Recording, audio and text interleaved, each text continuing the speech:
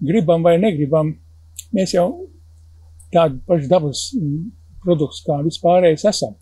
Un šis starojuma izmaiņas jau mūs ietekmē, vai mēs atzīstam vai neatzīstam. Ja? Es nezinu, to vajadzētu ietvert arhitektūras studiju programmā, uztaisīt krūmošu būdu, ja, numur 1. Šī dzīvošana saskaņā ar dabas ritmiem cilvēkam ir tieši tā pati dzīvošana ar saviem ritmiem, pieskaņojoties dabas ritmiem, un līdz ar to nonākot ar to dabu rezonansē un pa īstam izdzīvojāt līdz mielēm. Visu labo un visu slikto.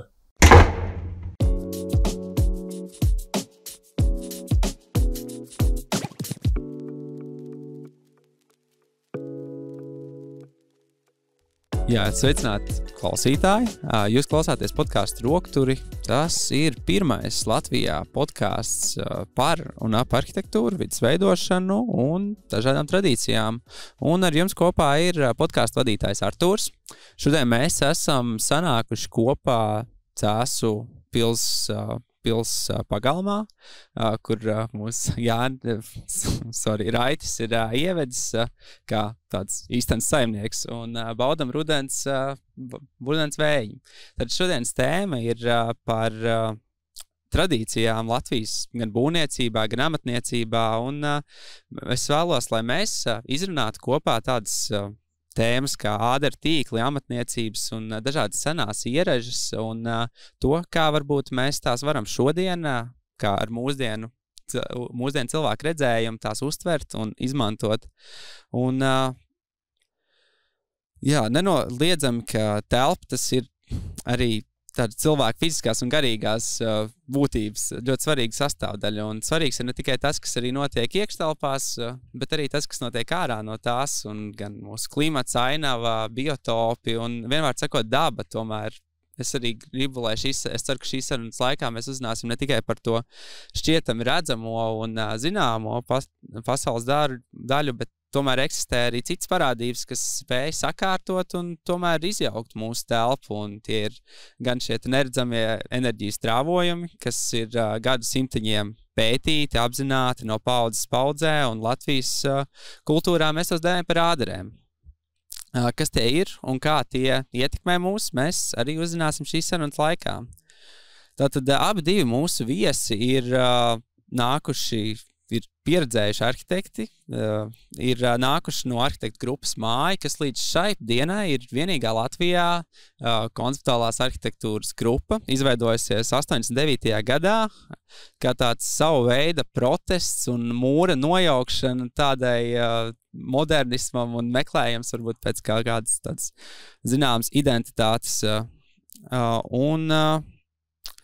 Māja no jauna cēla gaismā tādas zināšanas un nonivelētas prasmes par mūsu saknēm un identitāti plašajā pasaulē un meklējot pazaudēts pasaules uztvers veidus. Un rezultātā tika izdots arī centra manifests, kā arī notika ļoti daudz performances un dažādi pasākumi. Es redzu, ka arī abiem kungiem ir līdzi bukletiņš, kur arī ir šita izstāžu namā Latvija notikušās performances.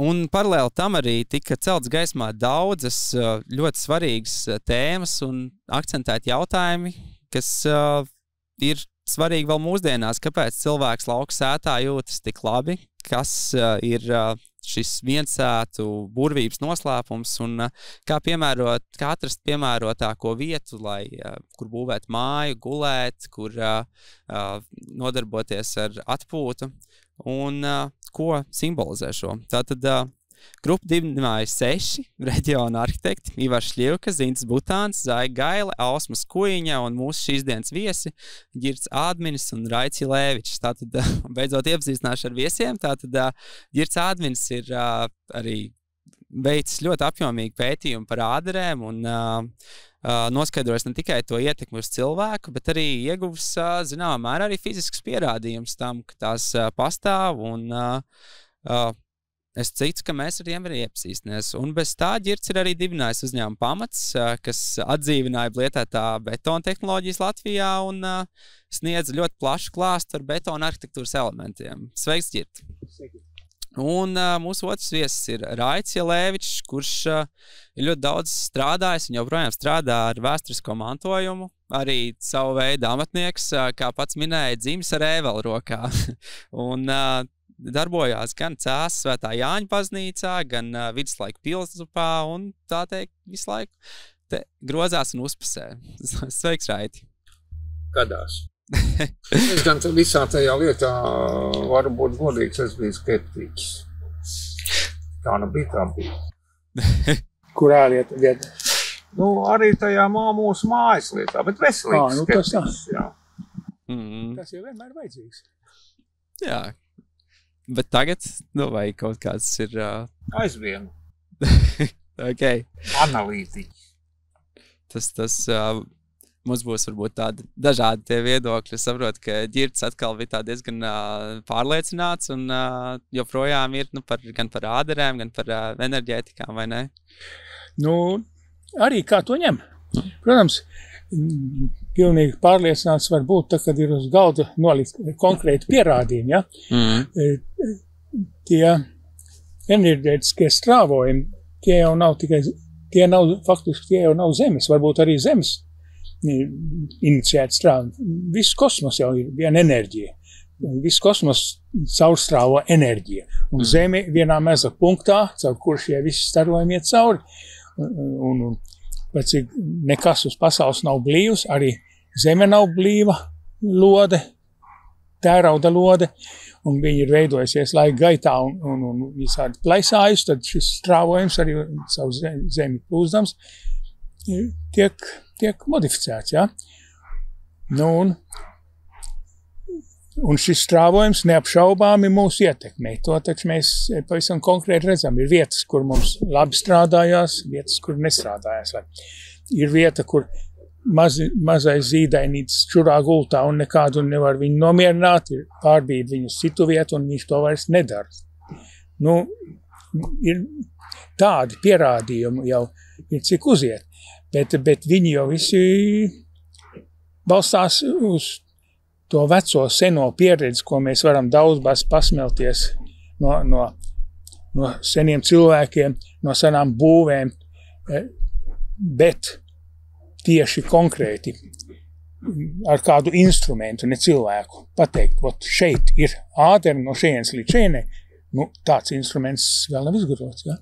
Un līdz ar to, kamēr viņš nav izgudrots, tikmēr tāpat kā Raitis to saka, es visus tos faktus ņem vērā, tāpat kā Raitis tos ņem vērā, bet pateikt, ka 100% tas ir tā un ne citādi, to varēs tad, ka kāds beidzot atradīsies, kas savu dzīvi tam ziedos, kā Lija Bērziņa, mūsu ģeoloģija, ar ko mēs kopā strādājam, ja. Faktiski ne jau es to pētījumu veicu, es tur pieslēdzos, es palīdzēju varbūt filozofiski apkopot to lietu, ja?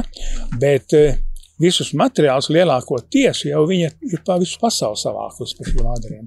Jā, sorry, Dominika, vai mēs, vai dzird visu, nu tā kā, ka tas mikrofons ir nolikts? Jā, ir ok? Šito to parādīt.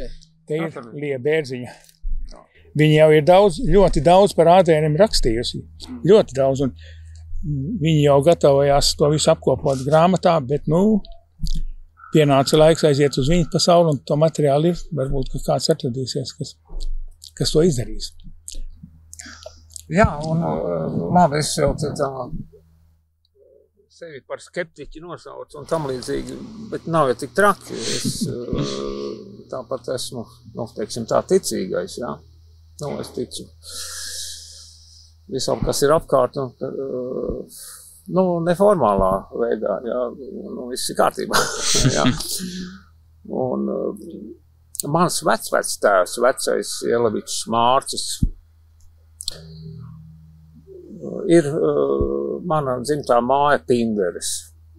Tas ir 10 kilometri no Cēsīm, aiz Jūģeriem, kur ir arī Jūģeri senkapi un tā tālāk. Un tur ir Mārčas, tajā, 19. gadsimtā pa vidu kaut kur.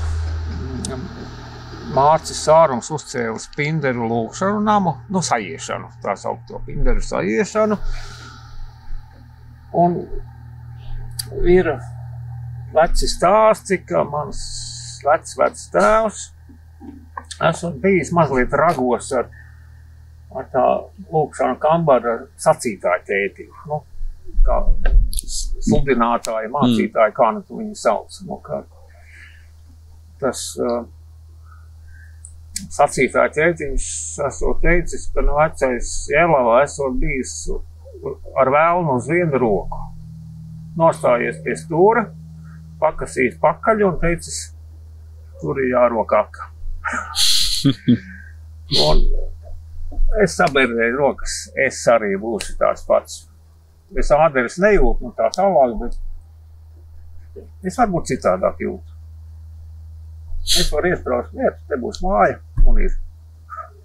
Un pēc tam nāks kartētājs, kurš spēj tās zemes plaisas tiešām to starojumu uztvert un sacīs, ka tā arī ir. Un tad es, kā saka, dzīvoju vienu brīdi stipri nervos, un kad viņš atnāk un pasaka, ka viss kārtībā, noveicās. Ir bijis, labi, tas mazliet dzējas, bet arī taisnība. Lūk, un tad runājot par to, ka tie reālie pierādījumi tām āderēm nav. Bet šis jautājums par akām, par ūdeni, kur tad ūdens pazemē ne jau blīvākajās viesās, bet tajās plaisās, kur ir irdenāka zeme koncentrējas, ja? Un aka pazemes strāvojumi iet pa šīm irdenajām slāņiem, ja? Un irdenajām plaisām. Un tur, kur viņi krustojās, tur arī ar vislielāko varbūtību būs ūdens. Un tur tās akas tiek arī atrastas, un tā viņas tiek secināts, un tur nekāda vairāk pierādījumu nav, tas visiem zināms, ka tā tas notiek, un tur tas ūdens arī ir. Tā kā kaut kādi reāli pierādījumi, bez tikai tādām savāktām informācijām un domām par āderiem, jau ir šī aku rakšanas lieta, piemēram, reāls pierādījums. Jā, tā ir ļoti elementāra ģeoloģija. Arī aka ir viens pilnīgi nepārprotam lieta, ka tas notiek un notiks aiz vienu, bet arī, mēs skatāmies kaut kāds garāks mūris. Viņš sēžās, izveidojas tādas zigzag plaisas. Arī Rīgā Lija ir rādījusi entās mājas, kur iet cauri tāds vai citāds tektonisks lūzums. Zeme staigā, tie makrobloki staigā savā starpā, un tas ir vienkārši, kā Bulgakos teica, fakts ir spītīga lieta, tur nekā nevar darīt. Un tā tas ir. Jā, un tā ir tā zemes staigāšana, bet mēs jau viņu neredzam. Bet ar to, ka tam paralēli nāks strāvojums caur to to irdenāko slāni. Un to var nokārtēt, un lielākoties jau arī tie, kur tev Lija parāda, viņi jau nav rakusies zemē un secinājis, ka tur reāli zemes plasti staigā, bet viņi pēc kartēšanas, pēc otrajiem rādītājiem ir nosacīna, ka tāds ir, un tas saskan. Tad sanāk, ka ādere pati par sevi ir tas rezultāts tam, ka zemes šīs slāņi staigā, veidojas tās plaisas, pa kuriem izplūst noscīt tās jā, tā varētu sacīt, jā. Faktiski var būt vispār ļoti labs tāda precīzes formulējums. Lijai bija baigi skaista tāds, skaidrojums priekš idiotiem. Kā mums, jā. Visi labāk saprast, kā tā plaisēmība vispār ir veidojusies. Sākumā, kas bija zemeslode, šķidra bumba, kas lēnām atdziest un sacietē, bet skatieties uz dubļu pēķis, kā pēķē dubļi sacietē, izveidojās plaisas. Neglābjām, jā. Un tās, laikam, bija tā, tā pirmā sacietiešana, tās ir tās, Liju vajadzētu šeit, jā. Primārās plaisas, primārā plaisānība, un tad viņai bija labs piemērs. Paņemiet porcelānu vai fajansu šķīvītu vecu, emāli ar saplaisājis. Redzēt skaistu tādu tīklojumu. Primārā plaisānība, tāda viņa ir pēc fakta. Arī zemeslodē. Bet, kā saka, spēki nekur nezūd, zemeslodes sacietiešana turpinās, nometēt to šķīvīt cenē. Un viņš sašķīdīs, un tā jau ir sekundārā plaisanība, kas ir daudz skarbāka, kur tā makrobloku staigāšana ir niknāka, un stipri daudz, kas vairāk jāņem. Tur var nākt laukā, un stipri daudz makrobloku var staigāt savā starpā, ļoti ģeoloģiski pamatots, tā tas ir, un ļoti saprotam. Kas tur nāk laukā? Un ja šī zeme ir enerģijas plūsmā, kas savu kosmosu neapšaubām plūst, ja, tad loģiski, ka tā enerģija brīvāk staigā štatām irdenākajām vietām zemēs pa plaisām nekā caur brīvajām. Tad šī struktūra tādā veidā arī ir. Nu, redz, tu saki skeptisks, galīgreiz skeptisks. Labi. Pierunāja. Jā, tikpat skeptiski mēs arī visi, kas tam akceptējam, tikpat skeptiski mēs visi esam, bet ir pietiekam daudz pierādījumu, kas mēs vienkārši nezinām. Mēs zinām, ka tur ir ūdens, ka caur porainu vietu ūdens labāk iet cauri un tā tālāk. Un arī enerģija. Un kas ir tā? Nu labi, mēs zinām radioviļņus plus mīnus elektromagnētisko starojumu, bet kas vēl? Labs jautājums. Tas jau ir tas stāsts, ka varbūt... Tāpat gravitācijas viļņi. Gravitācijas viļņi. Kuri nav reāli atklāti, konkrēti, ja? Mēs arī varam ticēt vai neticēt, ja? Visdrīzāk, ka tas arī ir šīs gravitācijas plēsājumi. Jā, būtībā gravitācija ir tāda lieta, kas, visņi pat Einsteinu tā kā noliek uz lāpstiņām, jo ar visiem gaismas ātrumiem un tā tālāk. Tur ir baigi sarežģītā lieta, bet bezgalīgi interesanti. Jā. Tā kā mēs esam ceļa sākumā, stipri vien. Jā, tas varbūt pēc, gadu simteņiem, kad tas būs saprasts, tad mēs skatīsimies tagad, kā atpakaļ un domāsim, kā tad mēs varējām šo nezināt un, kā tādi, varbūt, viduslaika cilvēki un tikai pēc tam tad mēs varbūt sapratīsim, kas tad ir tas, par ko mēs vispār šeit runājam, kad mēs būsim... Par to nezināšanu tā, vai mēs zinājam vai nezinājam. Mēs jau gribam vai negribam, mēs jau tādu pašu dabas produkts, kā vispārējais esam. Un šis starojuma izmaiņas jau mūs ietekmē, vai mēs atzīstam vai neatzīstam. Ja? Un līdz ar to tas, ka ja senie cilvēki visu savu dzīvi balstīja tieši uz to, ja, kā viņiem ierakstīties dabā, lai viņš vislabāk justos. Ja. Šodien mēs atļaujamies to vienkārši ignorēt un celt mājas purvā, ja, kur tas sarams ir ārkārtīgi nelabvēlīgs, vesels purciems tiek uzcelts tur. Ja. Tagad mēs to varam atļauties, bet agrāk cilvēks, ja viņš to atļāvās, tad viņa mūža garums arī bija droši vien krietni īsāks. Jā, man šķiet, ka tas ir kaut kāds tās empīriskās, vienkārši no paudzēm tā ir darīts, un varbūt kādreiz cilvēkiem tad nevajadzēja arī, līdz galam tur to zinātnisko pamatojumu, skaidrojumu, tas ir tāpēc, bet vienkārši tā dara. Pārvērst mitoloģijā, pasniegt kā mitoloģiju, kā ticēt, ka tā tas ir. Ar to arī pietika, lai to ievies. Pat neformulējot to nekādi. Te ir laba vieta mājai, kāpēc man jāceļ uz bedrē, ka es varu cilkt tādā puskalnā. Elementārs ir, labi, tā, ziemekļš, rietumu vēja nāk no turienes, nolaidonums manā gruntsgabalā ir tāds, tajā ir purviņš, rīķīts būs, bet es kalna galā necelšu, tur vējš pūtīs un es tādā puskalniņā nolikšu to māju. Tur būs aizvērš, es ieskādīšu ceriņus priekšā, vēl kaut ko, jā. Un vieta pasaka priekšā, jā. Un tas, ka tur ir āderis, tāpēc viņu zina. Gan vienam tas bija, kas tiešām staigāja roku jūt, ar rīkstīti jūt, otrs apskatījās, tā kā es tā. šitie būt. Un ir, jā.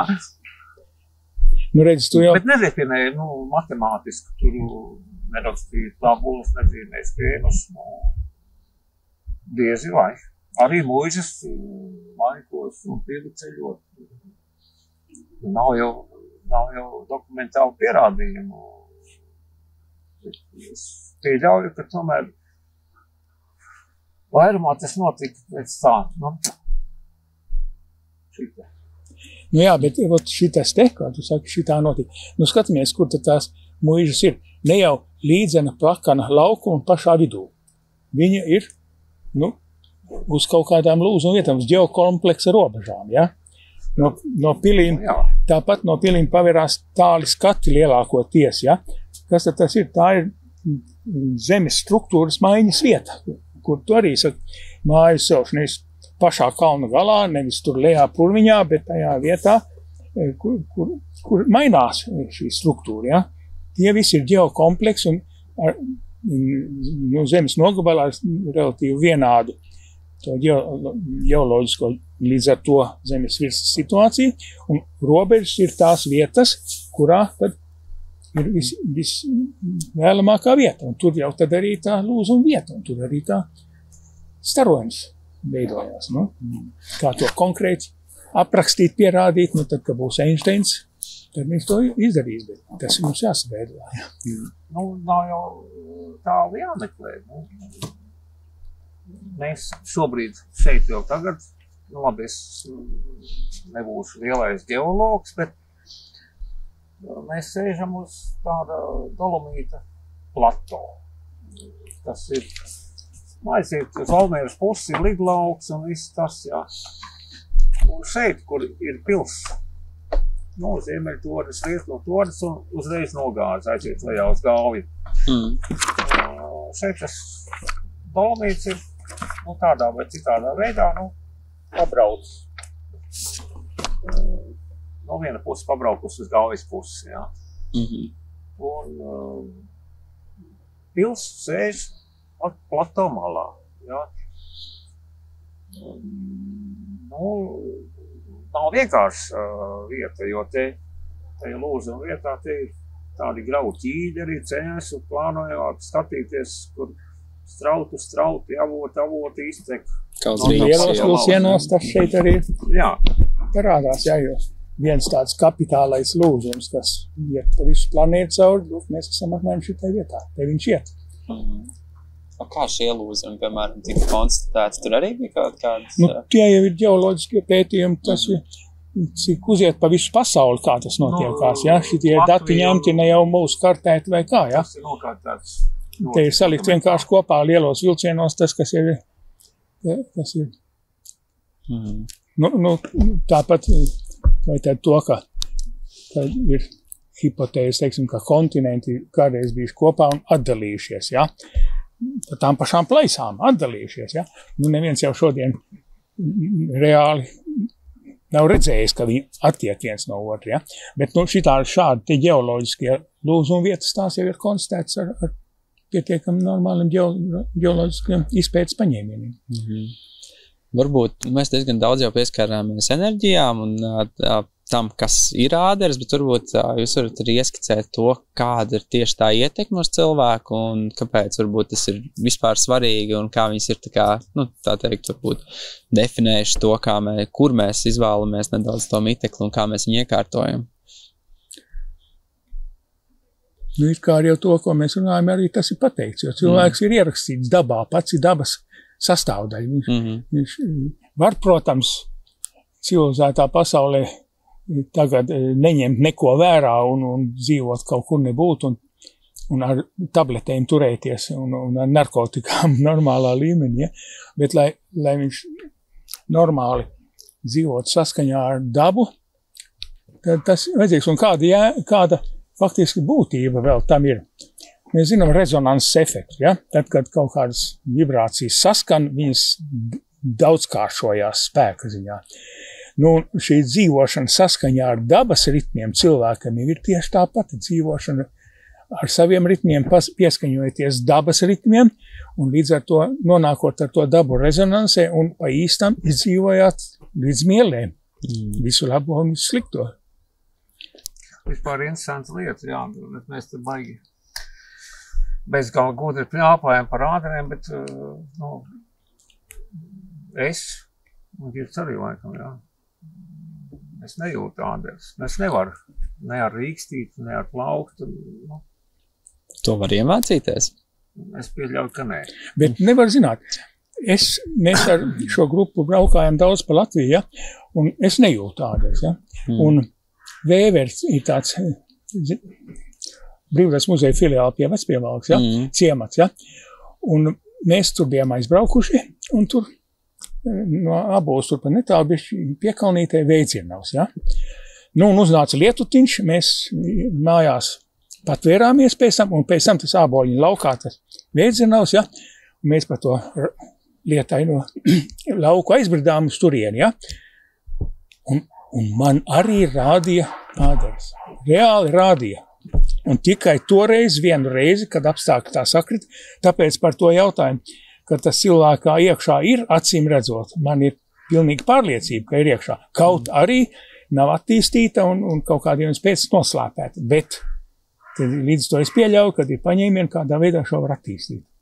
Nu, tas jau priekšā. Es arī gribētu, lai man rādītu, bet man, cik nost vēl nav, un man ir bieza āda un tam līdzīgi. Un ja tā pavisam godīgi, man ir tikai dažas faktoloģiskas lietas, kur man parādījusi tev, Cēsīs brālim māja, un ka tajā stūrī ir āderi, kaut kas slīps stipri iet, ka tas stūris tiešām, konstrukcijā, pelējums un tam līdzīgi, mājas konstrukcijā. Bet, ka es tur, protams, varmācīgi īpaši neesmu centies gulēt, kā vajadzētu pamēģināt, vai man, kā saka, ķēme rādīsies naktī vai nē. Bet man tāpat ķēve rādās arī. Varbūt es... Varbūt tev ir to. Principā guļas tikai uz ādariem, jā. Bet...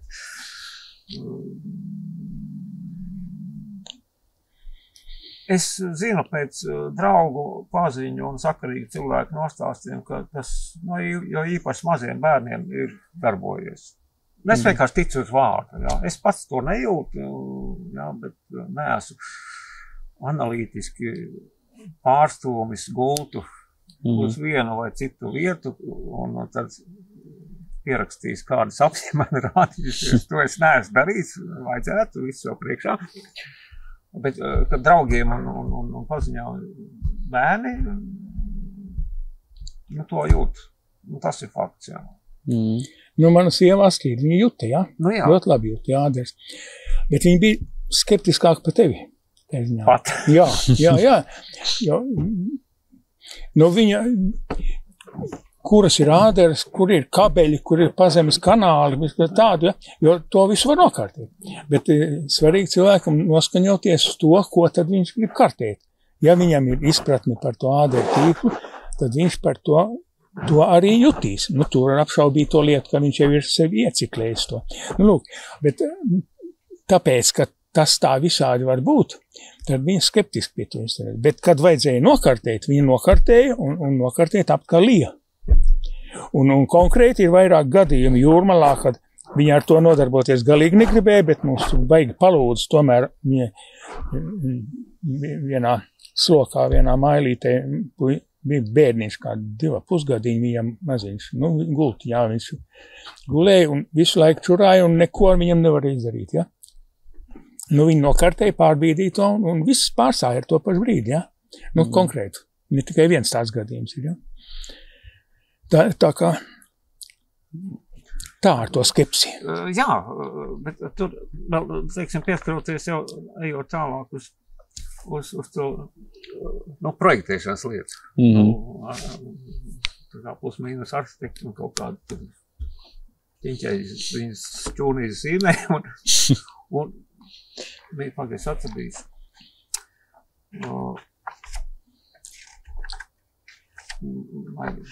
teorija.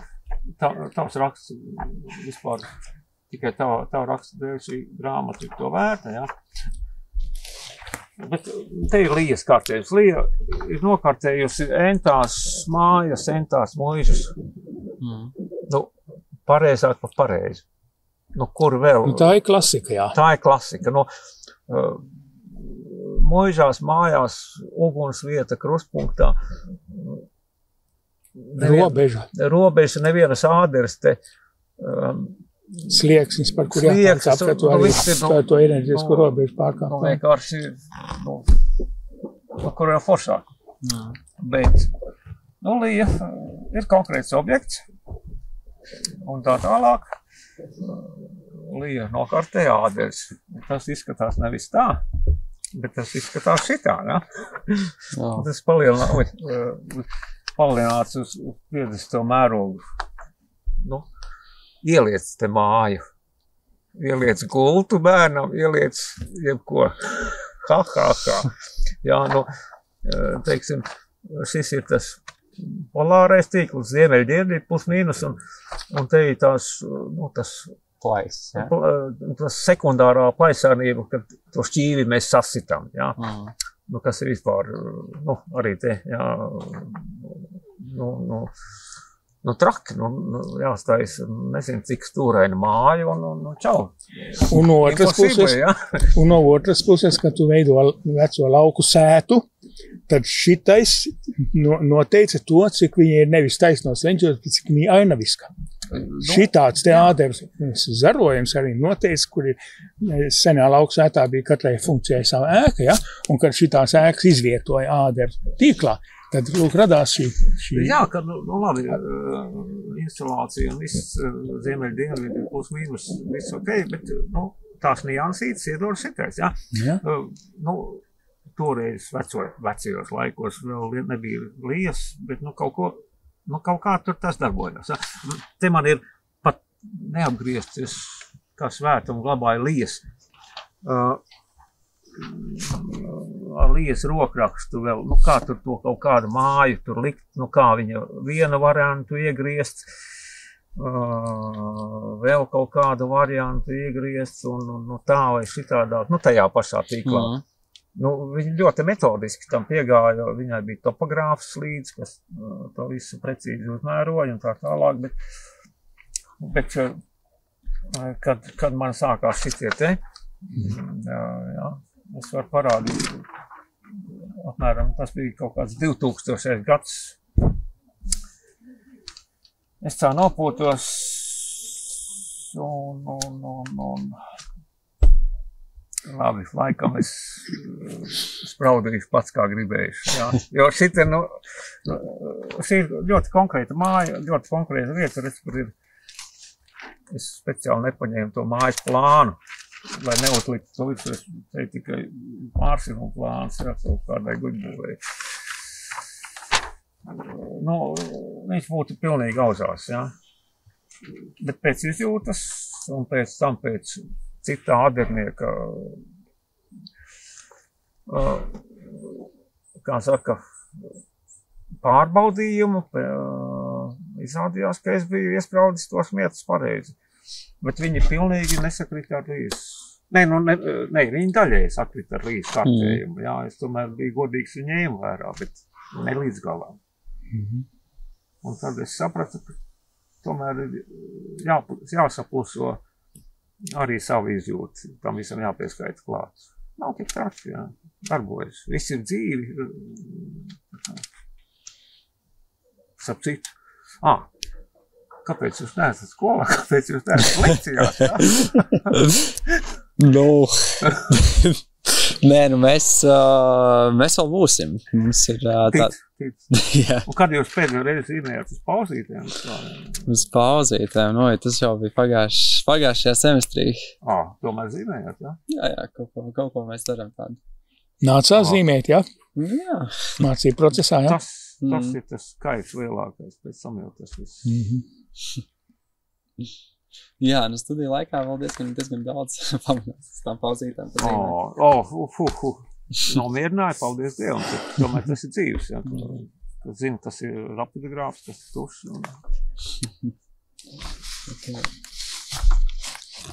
Kā? Tas bišķiņā. Es nojaucu. Viss kārtībā. Nē, kāpēc nojaucu?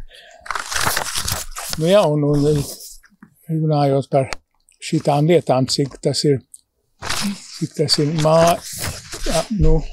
māju veidojot, pagalmu veidojot, pilsētu veidojot un tā tālāk, ja?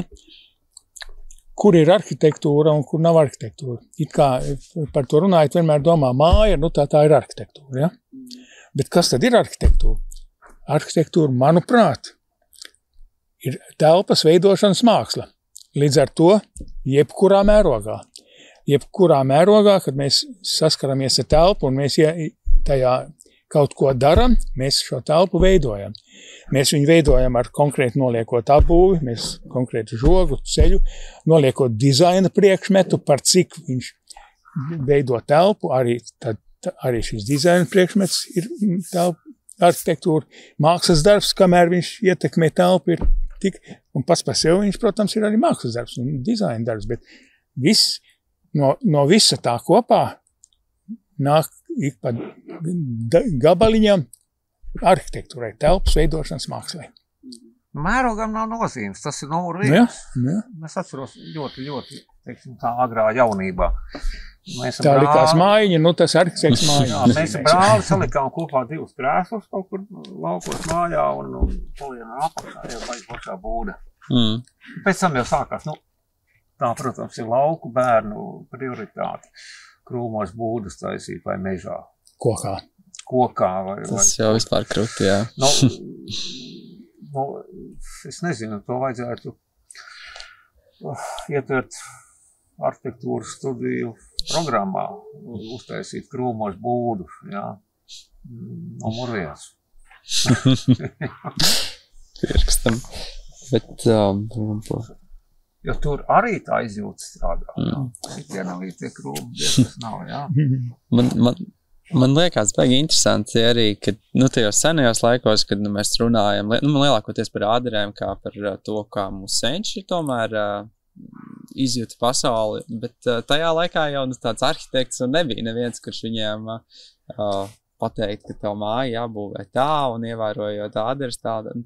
Man liekas interesanti varbūt, kā viņi sapratīt, vai viņi paši to darīja un bez konsultācijām, kā tās iemaņas varbūt, tika, zināšanas nodotas, lai tik, savā ziņā pareizi varbūt to māju varētu uzprojektēt. Gluži tā nav, vismaz pārskatāmā vēsturē. Tomēr gluži nebija tā, ka pats zemnieks sameklēja cirvīti un uzcirta sev māju. Kaut kāds 18. 19. gadsimts ar to nodarbojās profesionāli amatnieki. Guļbūnieki, kalēji un tam līdzīgi. Tomēr tur bija jau tāda amatu dalīšana, jā.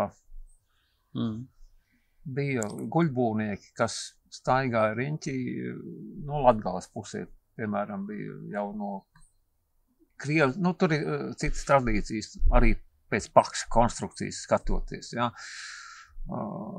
kuras tur Vitebskas guberņas vai kādi amatnieki tur bija strādājuši ar tam līdzīgi.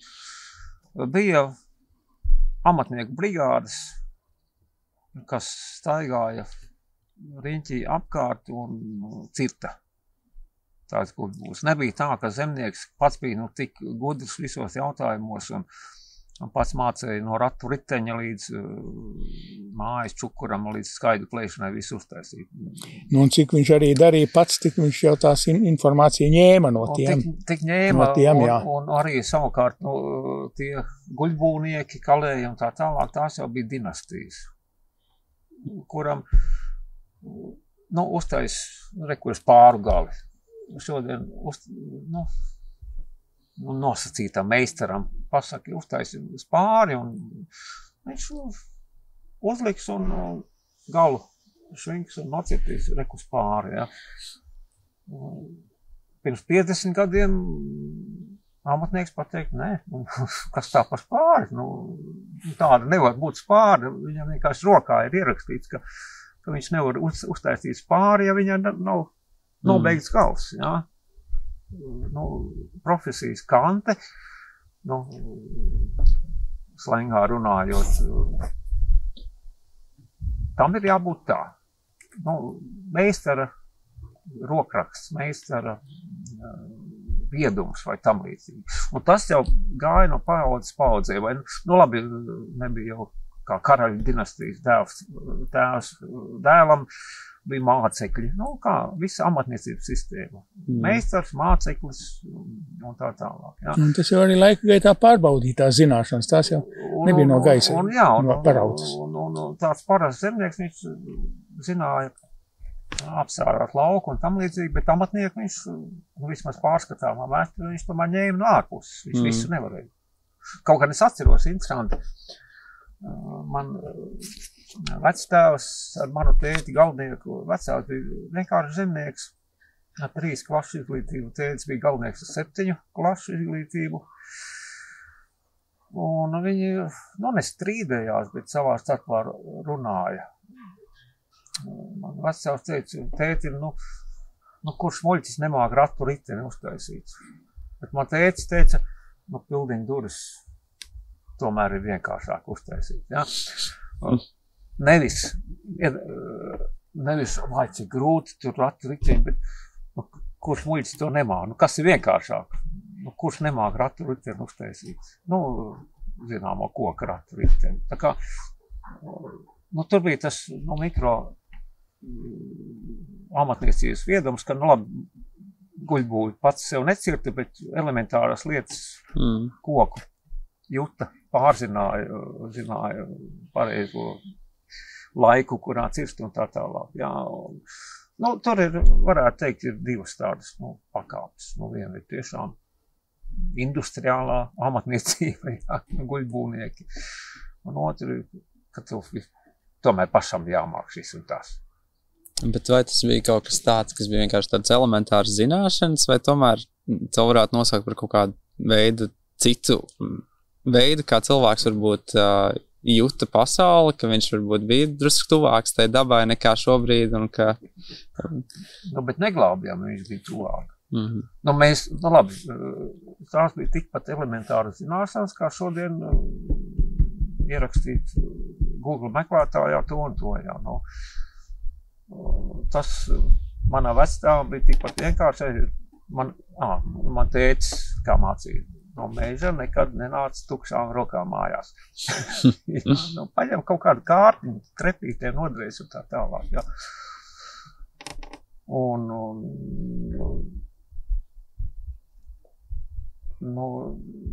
Es nezinu, tu paņem rokās koka kaut kādu puļķi, jā, tev jāuztais trepe, tu iecirtīsi, vai liktu kāpienu, iecirtīsi mazliet tādu iecirtumu. Lai kāpienas ar vienu naglu turētos vai tapu un neslīdētu uz leju, jā. Kas var būt vienkāršāk, kā saprast materiāli, jā. Un tas ir, tikpat organiski, kā šodien, uzpogāt, īkšķis tagad arī labi strādā. Mēs jau nevaram pateikt, ka tas šodienas es ar īkšķi strādājis sliktāk nekā manas vectēvs ar āmuri, jā. Tikpat organiski tās lietas, un es domāju, ka nekas jau nav zudis, jā. Atslēdz lielo kabeli, visai globālai sistēmai. Nav nekā, ne Google, ne interneta, vispār nekā. Kurš būs sakarīgs cilvēks, aizies mežā? Tā, šitais koks ir taisnīgs labs, ok. Viss būs kārtībā. Tās lietas nemirst, tās darbojas, viņas ir iekšā. Viņas ir izveidojušās. Jā, un tad nāk jaunie materiāli, kas toreiz nebija dzelzbetons un plastmasas un metāla konstrukcijas visādas, ja? Un tad jau var atrauties no dabas lietām un aizrauties ar tām, un Zaha Hadida rasties, kas uztaisa tādus fantastiskus veidojumus, jo uztaisīt jau var visko.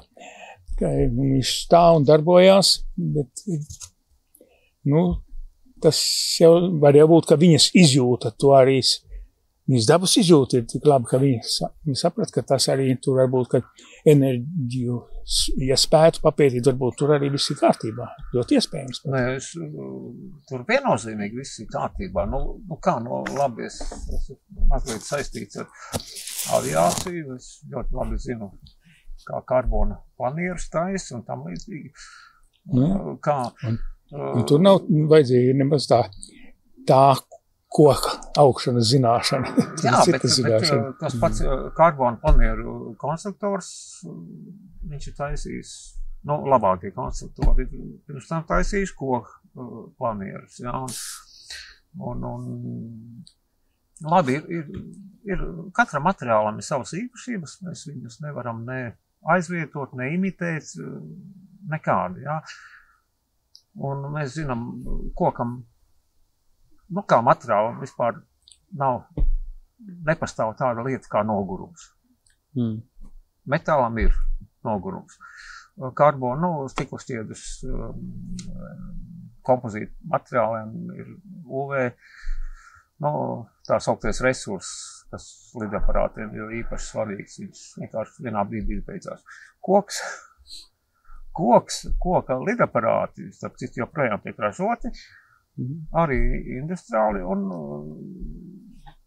viņi ir, var teikt, zem jumta glabāti, viņi ir mūžīgi. Pēc 1000 gadiem mēs lidosim ar šodien uztaisīt lidmašīnu. Ja? Tā kā katram materiālam ir savas īpašības, viņas ir bezgala foršas, lietojamas savā reizē, savā pareizā vietā, dod Dievs viņas pareizi saprast.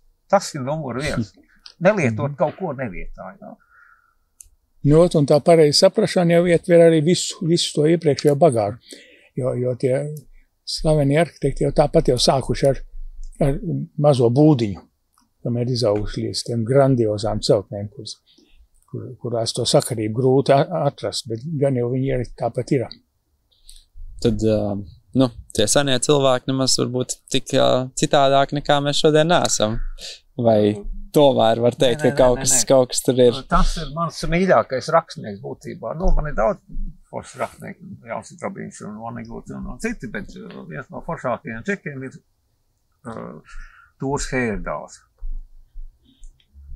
Es esmu absolūts Heyerdāla fans, es pat viņu laimīgā kārtā izdevās satikties. Viena valdniešu meitenes rīkoja Tigras ekspedīcijas tādu padarīšanu. Reāli satikies ar Tūru Heyerdālu? Īsi, un tur bija Buržma un tā tālāk.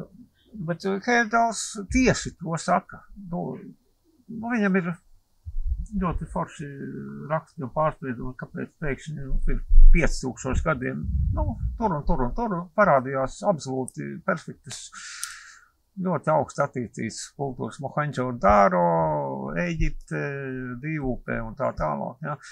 Un numur 1, un viņa, tas varbūt pat visforšākais, ne jājamais zirdziņš, bet reālais fakts bija Irākā purvāju arābi.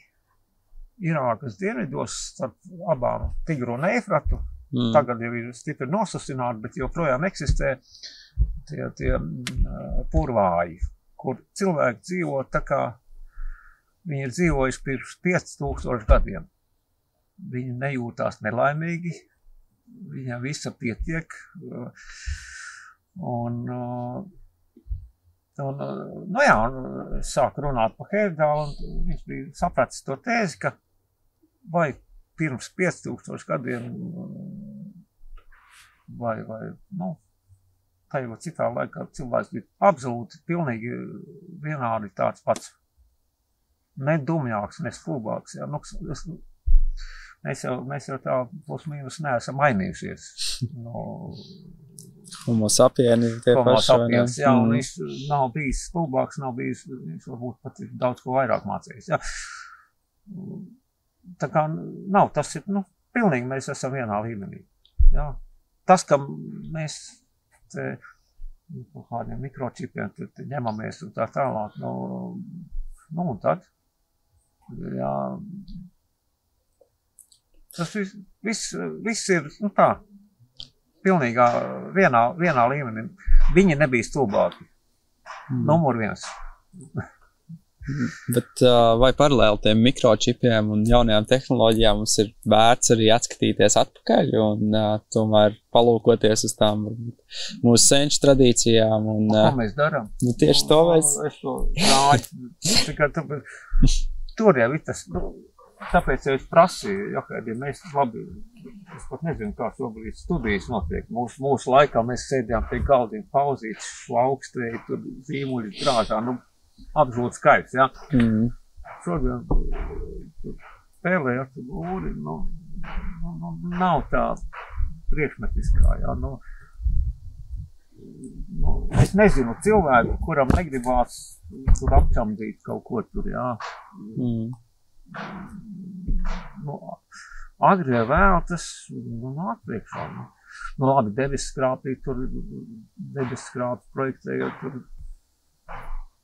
nu, varbūt tas ir citādāk, ja, nu, kūtiņi te uztaisīt, nu, tas ir cits skaits. Bet tas, nu, nav iespējams to pazaudēt, man liekas, lai cik lūks cilvēks būtu. Jā, daudz jau no tām zināšanām, kā mēs varbūt iepriekš spriedām arī, ka nav nemaz tādas, ka ir tādas, kas arī ietekmē mūs šodien. Tagad varbūt ir nedaudz tikai atceramies no jauna, varbūt tās pašas varbūt iepriekš minētās āderes, un arī, kā minēja debesskrāpji, bet, nu, piemēram, kā feng shui, kas radās Ķīnā, vēl joprojām tiek izmantots jau 1000 gadu, bet arī debesskrāpes projektējot, tomēr cilvēki izvēlās kaut kā vadīties pēc tām senajām pasaules organizēšanas principiem un tām pašām varbūt enerģijām. Nu, katrā ziņā zināšanas, lai kādas viņas ir, viņas nekad pa ļaunu nevar nākt, un viņas pazaudēt būs tikai pazaudējis zināšanas, tas nenāks pa labu nekam, ja? Ja viņas var aizmirst, var bez viņām dzīvot, varbūt, bet tās zināšanas bija, ir, un viņām pierādījumi, ka viņas darbojās bija, un katrā ziņā viņas var izmantot šodien, rītdien var neizmantot, bet pazaudēt jau, nu, viņas nav jēgas pazaudēt, ja? Es par tādu traģisku to neesmu nekad skatījies, nu, ka kaut ko tur, nu, globāli varētu pazaudēt, nu, pēc sevis es skatos, pēc muļķa veca lauku, ja? Es neko neesmu pazaudējis, cik guļas jaunībā, cik tagad, jā. Nu, jaunībā to akmeņu nevarēja pacelt, tagad arī nevar, jā.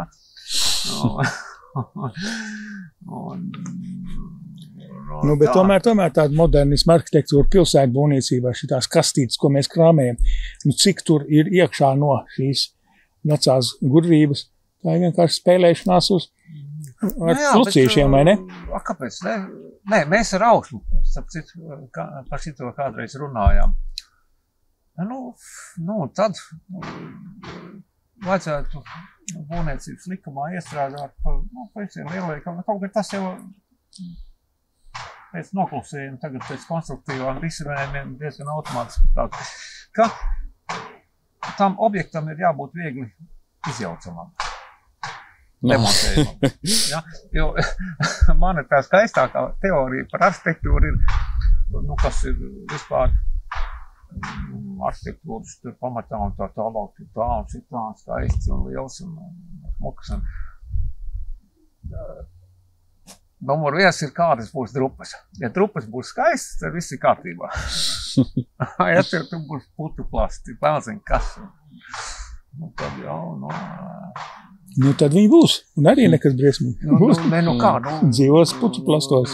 Bērni ņēmas, taisīs lidmodeļus no veciem putuplastiem no Rīforšas, jā. Labi, joks. Tā vienkārši būs un cauri. Bet, nu, šitais te objekts, sabruks, būs tāda forša trupa, Un tad, Bet nav tomēr. apaugs. Bet tomēr ne par velti arī tu pats izvēlies turpināt strādāt ar slīmastu solu, var taču, es nezinu, kaut kāds mūsdienu risinājums tur atrast. Tas nav tomēr arī, kaut kāds... Man pilnīgi nav nekas pret fleksi, pret kuru tādu griezošu, urģošu un tam līdzīgi darbarīgi, kas man palīdz, jā. Tā kā zīmolis, jā. Kaut gan,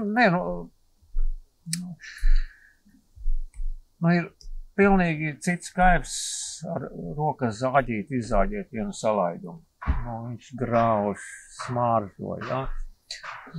Fleksi to var, ar kaut kādu veķi var izdarīt to ātrāk un tam līdzīgi, bet tā prieka ir mazāk, jā.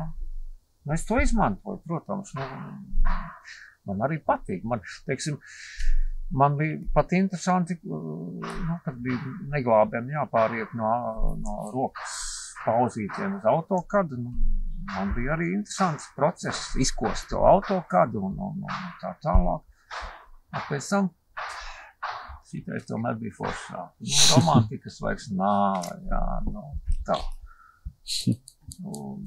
Tā kā, jā, bet, dzīves intensitāte ir tāda, nauda arī vajag, kaut kas notiek ātrāk.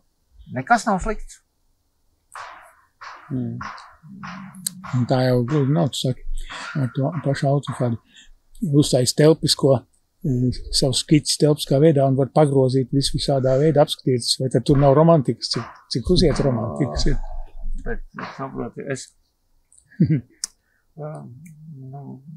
man kaut kā sanācis pēdējā laikā, es mācu reizēm tur zīmēt. Cilvēks izdomā pēdējos mēnešos, lai stāsties kaut kur arhitektos vai šogad tagad scenogrāfos sanāca. Man ir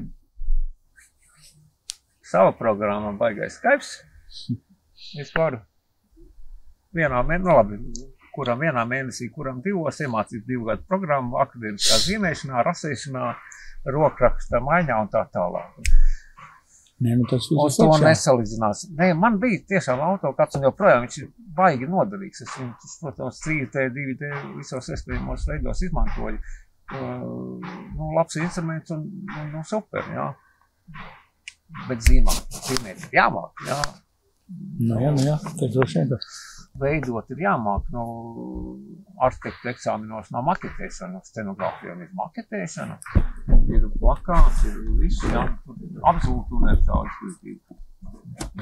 Un mani karsto, es akadēmiski arī nezīmēju katru dienu, bet tad, kad es mācu kaut kam zīmēt, es esmu spiests, es nekad nezīmēju daudzēkņa zīmējumu, es zīmēju paralēli. Es vēl māku. Jā.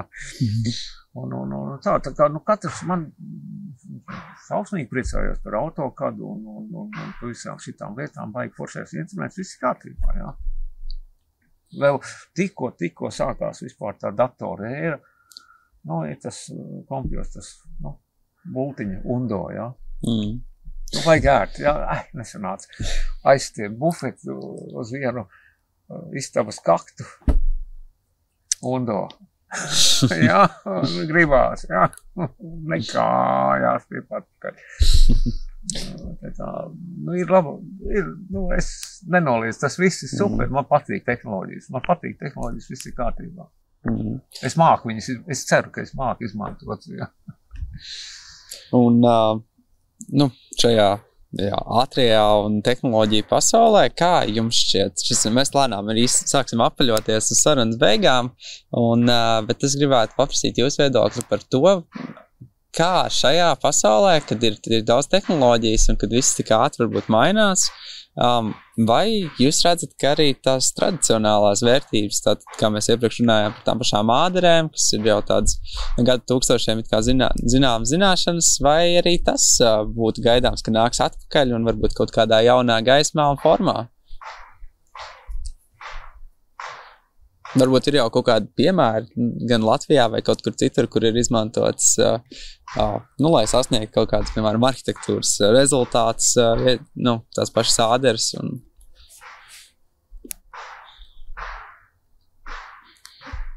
Labs jautājums.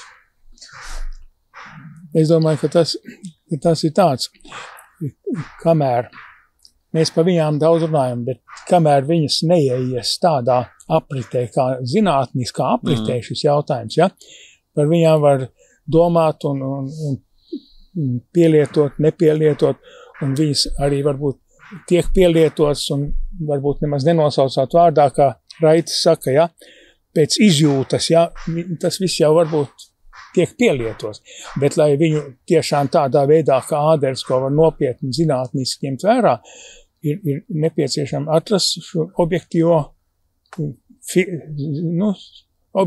fiksācijas veidu viņā. Tad viņas var parādīties citādā jaunā gaismā. Jā, tās lieciens var būt, bet šobrīd jau, ja kāds grib kartē un ņem vērā, un tas var arī, es arī es tagad pēdējā laikā mazāk projektēju, bet agrāk projektēju, tad dažu labu sētu, ja, kas nav, pat arī, jā, Lapmešciemā, kur ir individuāli labu konkrēti rūtiņā sadarīts gabals, es esmu projektējis un arī realizēts mazais gabaliņš sēta, kura ir ierakstīta ātrtikla un nevis paralēli ielām, ja?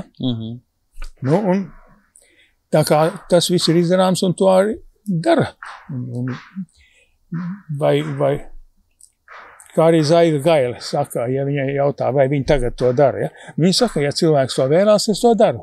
Tāds ir, nevienam to neuzspiedīs, ja? Cilvēks ar savu autoritāti var, arhitekts ar autoritāti var uzspiest, bet vai tas ir vajadzīgs, ja cilvēkam pašam nerodās tā vajadzība, un viņa var rasties tad, ka viņa tiks objektīvi pieņemta mūsdienu izpratnē kā objektīvs fakts, un nevis tikai kā hipotēzes un apkopojumu cilvēku. Jā, jebkurā gadījumā tā būs viena no metodēm. Jā. Viens virziens kaut kāds, tie, kas tic tam, ok. Viņa nekur nepazudīs, viņa nebūs ne reliģija, nekas ja būs konkrēti pierādījumi, viņa var likumdošanā ieiet, bet kamēr tas tā nebūs, tad protams, arī tas ir variants, jā, bet katrā ziņā, varmācīgi kaut kam likt, kamēr nav objektīva pamata, tiešām reāli, taustām pamata, tikmēr. Man patīk, tev nepatīk, un tad. Jā, tas ir. Katrā ziņā tā viņu izzināšana var palīdzēt mums saprast situāciju, ko mēs veidojam, ja? Jā, vispār jau starp citu, 90. gados jau tas bija diezgan tā populāri, tur žurnālīšos un avīzēs un tagad tas ir tā bišķiņ aizgājis. Mēs jau arī tur grupu māju savu lomu spēlēt tajā. Zināmā mērā. Vispār būtu interesanti, ja kāds tagad paņemtos, tā pauri to lietu, kas no tā visu vēl tālāk var attīstīties. Būtu baigi interesanti. Man tieši arī šķiet, ka šausmīgi pietrūkst kaut kādas informācijas, kaut vai tajā pašā internetā, kur mēs varam izlasīt veselu lērumu ar nevajadzīgiem, varbūt nepatiesu informāciju, bet tā, ka būtu kaut kāds varbūt pētījums vai raksti, kur ir aprakstīts gan šīs āderes, kas tas ir un tādā veidā, kā mēs šodien runājam, tas man šeit arī būtu ļoti svarīgi, lai varbūt, lai tā lieta varētu attīstīties un turpināt. Man kā skeptiķim tas būtu bezgalīgi interesanti, tomēr, kas tur ir un kas... Pagaidīsim, kamēr kāds entuziasts radīsies. Kamēr mēs vecie sēžam, jaunie džeki, mēs pīpējam un davais tagad. Jā. Tas būtu skaisti, jā. Tas būtu. Jūs arī minējāt, ka es piemirsu Lija, jā, ka viņa arī ļoti daudz veikas tās pašas pieraksts visu mūžu garumā, vai ne? Visu laiku viņa ar to ir darbojusies bezgalīgi, jā. Un tad arī... Un sevišķi, kā aizgāja pensijā, tas jau bija tas, ar ko viņa nodarbojas. Viņa tad braukāja pa pasauli un visur pētījušies āders, un tie visi ieraksti viņa ir par Latviju un par Rīgu, kur viņai varbūt tāds, kāpēc viņi neapkopoja visu to lietu. Mēs runājam par āderi, par taistām līnijām faktiski, ja? Kā galvenokārt ir vairākos slāņos ir lielākie lūzumi, mazākie lielāko lūzumu plastu. Robežās atkal ir mazākās plaisas un tālāk. Bet tad viņa nonāca pie slēdziena, ka faktiski atklāja sev to, ka šos procesus zemes, to plaisainību lielā mērā ietekmē kosmisko procesu. Visādi meteorīti, kas ir situšies pret zemi, ja, un to ir bezgala daudz bijis, ja, un laika gaitā lūk šādas plaisas, ja, kas radušās no šitām sadursmēm, un viņas ir koncentrisks līdz ar to, ja. Viņa faktiski atklāja to faktiski vēl pa jaunu, ko viņa tā nebija līdz šim pētījusi, ja. Un tad viņa ar to aizrāvās, un lūk šī lieta, tā pamat ādera lieta, ja. To, tās centriskā plaisainība, viņi jau nekonfliktē, viņi vienkārši ir, ja, un viņus var konstatēt un aprakstīt, bet viņi ar to daudz laika notērēja un vajadzēja apkopot to, kas jau bija. Un viņa faktiski līdz ar to nepaspēja to apkopot, bet tie materiāli ir, ja kāds, kas radīsies, kas to gribēs, tur tā materiāli ir bezsalgaudā. Bet tāds apkopojums līdz šim nav izdots, vai ne? Viņa ir jau faktiski, ja tā ņem, viņa jau ir vairākos lauku avīzē, viņa ir turpinājumiem rakstījusi, un ir daudz ko apkopojis. Nav tā, ka nav apkopos, ja? Ir arī tāda, faktiski, no senākiem laikiem jau. Šitāda cikrāma. Dolats, Kalniņš un Valdmanis, ja? Kas tur 1991. gadā, kuri tad apkopoja tā laika tādu šīs lietas par zināšanas prādiem. Viņi zinātnieki visi šitie, zinātņu akadēmijas prezidents vienu laiku, tas ir Bioloģijas institūta direktors un Valdmanis par arī zinātnieks par fiziku. Ja? Tā kā tur ir tas apkopējums, bet tagad, lūk, un viņam ar Līju pilnīgi saskanēja. Līju to lietu attīstīt cipri tālāk, bet, apkopojumu nevar teikt, ka nav, ir jā. Ja viņi savākt kopā, tad jau tos arī varētu izdot grāmatā. Var sakot, ir apjomīgs uzdevums nākamajai klausītājiem un nākamajām paudzēm, bet tad varbūt ar šo arī mēs varētu noslēgt mūsu sarunas daļu, un es uzdošu mūsu kā to nosaukt mēs katru sēriju beidzam ar jautājumu, kas ir arhitektūra? Es jau pateicu, telpas veidošanas māksla. Galvenais, ka ļoti rets un ļoti neparasts un nekad nedzirdēts jautājums.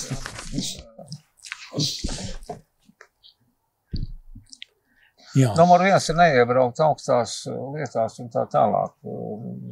Man konkrēti numur 1, kāpēc es gribēju kļūt arhitekts, jā. Man šausmīgi patika skatīties, jā,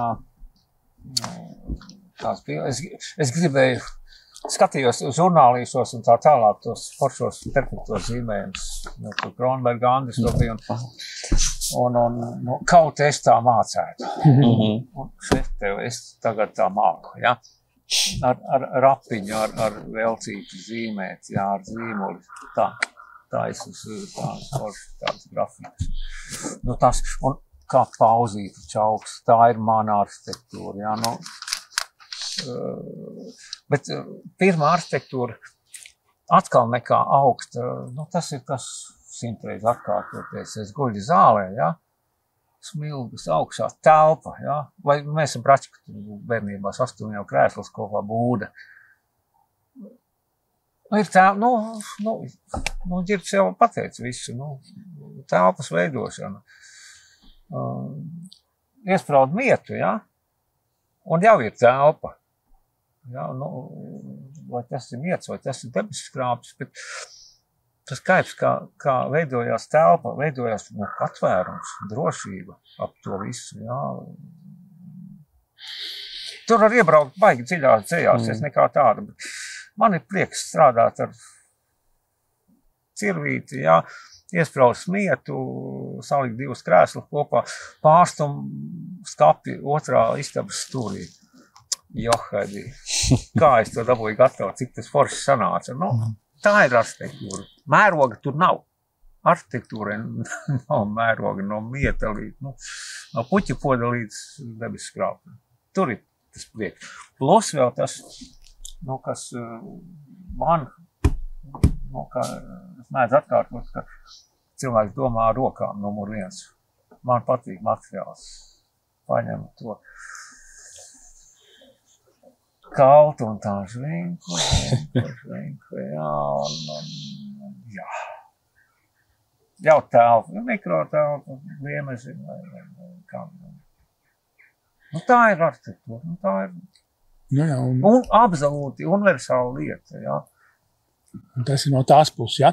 Un no otras puses, no citas puses, kā Zaiga Gaile teica nesen viņai, tā ir kaislība.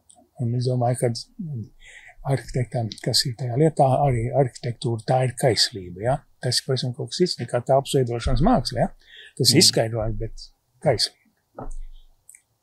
Dažādas mēdz būt kaislības, tā arī tas ir tas, no kura tu čau vairs neties vaļā, ja? No pauzītes, jā.